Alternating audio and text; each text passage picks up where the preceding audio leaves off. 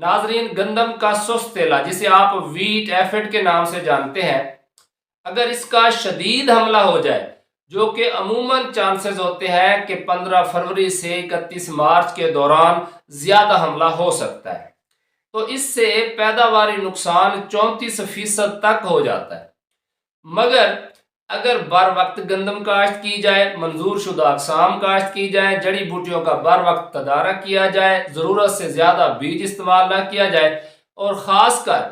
جو ہم نائٹروجنی کھاد کا دیر تک استعمال کرتے رہتے ہیں اور ضرورت سے زیادہ استعمال کرتے رہتے ہیں، اگر اس سے پرہیز کیا جائے تو اس کا حملہ نہ ہونے کے برابر ہوتا ہے۔ اور اس کے علاوہ گندم کی جس فصل میں مناسب مقدار میں پوٹاش کھاد دی جاتی ہے، اسی طرح فاسفورس پوری دی جاتی ہے، پانی مناسب اور بر وقت لگایا جاتا ہے، اور خاص کر ہمارے وہ دوست جو سلفر کا بھی استعمال کرتے ہیں، وہاں پر نسبتاً اس کا حملہ کم ہوتا ہے۔ جو پچھیتی گندم ہے وہ اس سے زیادہ متاثر ہونے کے خطرے میں ہوتی ہے۔ اب یہ تیلا نقصان کس طرح کرتا ہے؟ یہ دو طرح سے نقصان کرتا ہے، بالواسطہ اور بلا واسطہ۔ اگر ہم اس کے ڈائریکٹ نقصان کی بات کریں تو یہ پتوں سے، شگوفوں سے، سٹے سے، گھنڈیوں سے رس چوستا ہے۔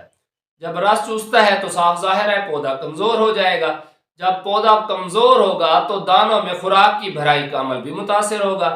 اور اس وجہ سے دانے پتلے بنیں گے، پچک جائیں گے، ان کا وزن کم ہوگا، جس سے کیا ہوگا؟ پیداواری نقصان ہوگا۔ دوسرا، اس کی وجہ سے جو انڈائریکٹ نقصان ہوتا ہے وہ یہ ہے کہ اس کی اگر آپ دیکھیں ناشپاتی کی شکل کی طرح کا کیڑا ہے، اس کے بیک والے سرے کے اوپر آپ کو دو نالیاں نظر آتی ہیں۔ جب یہ رس چوستا ہے تو وہاں سے یہ نالیوں میں سے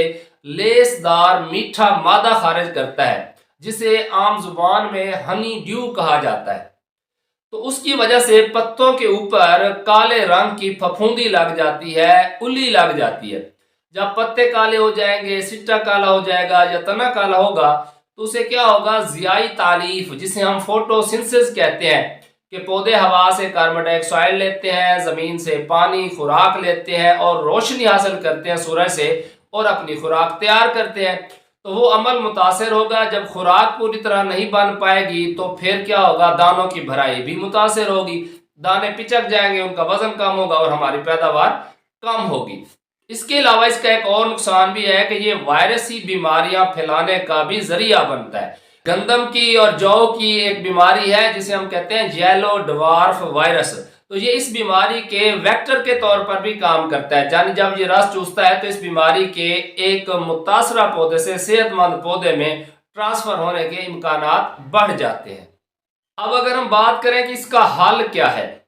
تو پہلا حل تو میں نے آپ کو بتا دیا کہ منظور شدہ آپ نے قسم کاشت کرنی ہے، بر وقت گندم کاشت کرنی ہے، متوازن کھادوں کا استعمال کرنا ہے، جڑی بوٹیوں کو بر وقت کنٹرول کرنا ہے، ضرورت سے زیادہ پانی نہیں لگانا، اور اسی طرح زیادہ دیر تک نائٹروجنی کھاد کا استعمال نہیں کرنا، اور جو خاص کر درخت وغیرہ ہوتے ہیں ارد گرد ان کی چھنگائی کر لی جائے تاکہ زیادہ دیر تک سایہ نہ رہے۔ جب آپ فصل کاشت کرتے ہیں اس وقت بیج کو زہر لگانا بھی کافی حد تک سود مند ثابت ہوتا ہے۔ اس کے علاوہ اگر آپ ہر 100 فٹ کے فاصلے پر 2 لائنیں گندم کے اندر ہی میٹھی سرسوں کینولا کی کاشت کر لیتے ہیں تو اس پر وقت سے پہلے سوس تیلے کا حملہ ہوتا ہے، جسے کھانے کے لیے دوست کیڑوں کی تعداد میں بہت زیادہ اضافہ ہو جاتا ہے۔